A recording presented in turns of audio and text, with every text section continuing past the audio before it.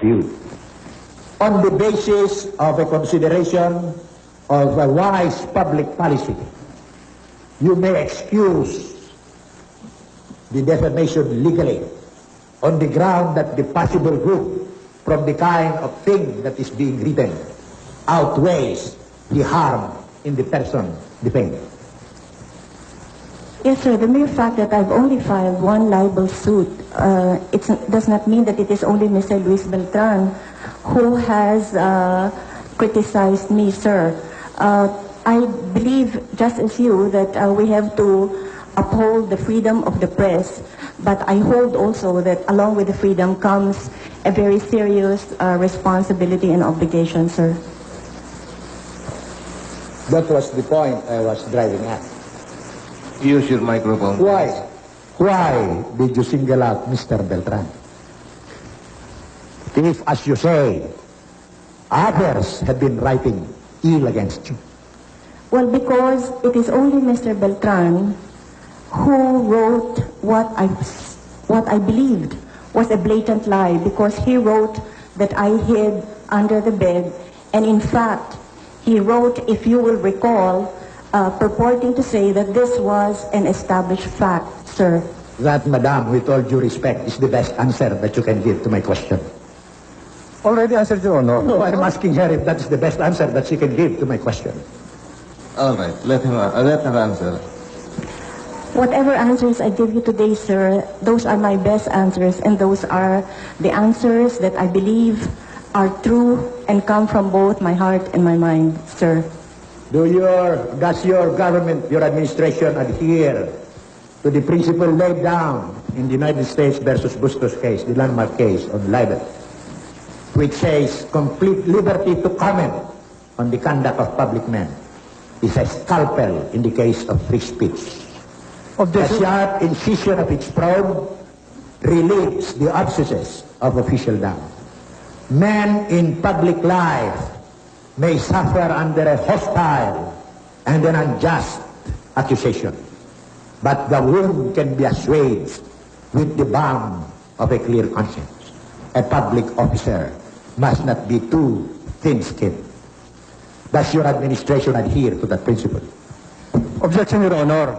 That is already a question of law which is being interpreted by the Supreme Court or the Judicial Department of our government as to whether or not the Executive Department adheres to that, adheres to it or not, is immaterial, because it is the Supreme Court that enforces the interpretation of law in the country. She is being asked if she adheres to that principle, if her government adheres to that principle. All right, we will allow the question. Yes, sir. The Aquino administration adheres to that principle, sir. Thank you, madam. And now, for my last two questions. It is a fact, madam, that you are the one who appointed the Honorable Ramon Macasyar, presiding over this trial, as judge of the Regional Trial Court of Manila. Immaterial. Yeah. Objection, Your Honor, it is already immaterial because it is of judicial knowledge that the Executive Department is different, separate branch from the judiciary. All right. Just to satisfy counsel, I will say that I was appointed for the first time in 1983 by President Marcos. My question, Your Honor, was... Just a moment. Yeah. Then the President, when she came into power, asked every one of us to resign. Then one by one we were reappointed. That is what happened. That is historical. But I do not owe anybody my position in this court, if that is what you are trying to drive out. No, I'm not trying to drive at anything, Your Honor. And that is otherwise, I would call Your Honor to the witness stand and question Your Honor yourself. Well, that is a public record already. So with that admission, I will withdraw the question. Very well. Thank you. Last question. In the event His Honor is promoted to the Court of Appeals, it will have to be with your imprimatur. Is that correct, madam? Objection, Your Honor. That's already immaterial and hypothetical, Your Honor. Again, if the court will take judicial notice of that fact, I will withdraw. I will sustain the objection. That is immaterial. The power of the President to appoint is not at issue in this case.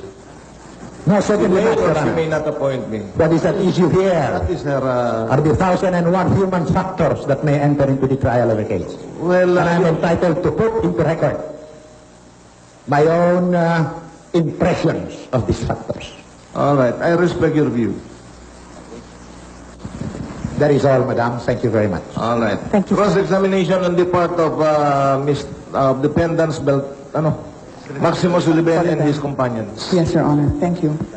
Your Honor, on behalf of the defendants Sullivan, Manzanas, Arcovilli, and Roses, we would just like to make this statement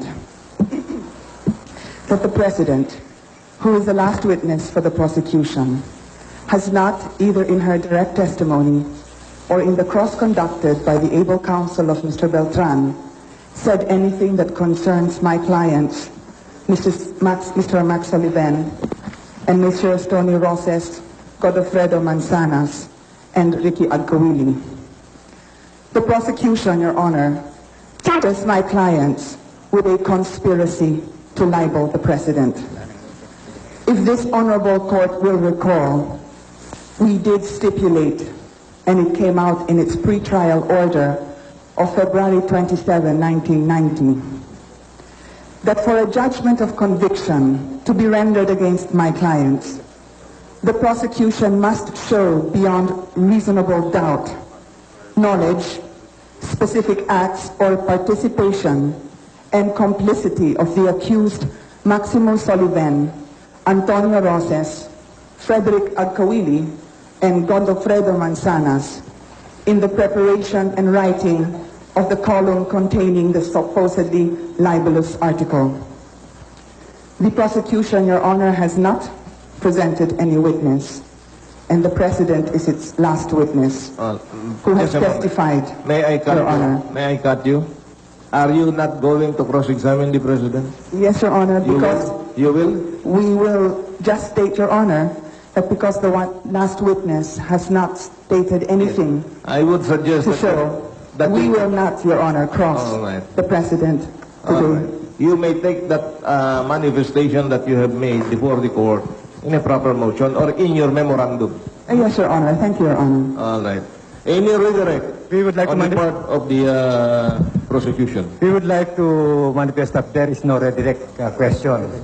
And if you, All right. Thank you, Mrs. Witness. You are excused. Thank you, Your Honor. Are you ready now to offer your evidence this afternoon? yes, Your Honor, in order to, Do so, please. Thank you, Madam President.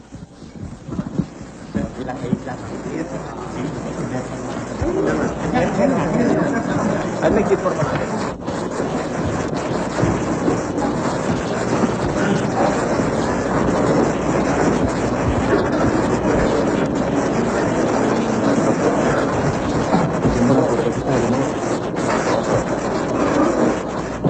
hindi ka rin papayagan. Hindi ka rin papayagan kaya ginagawa. All right. Offer.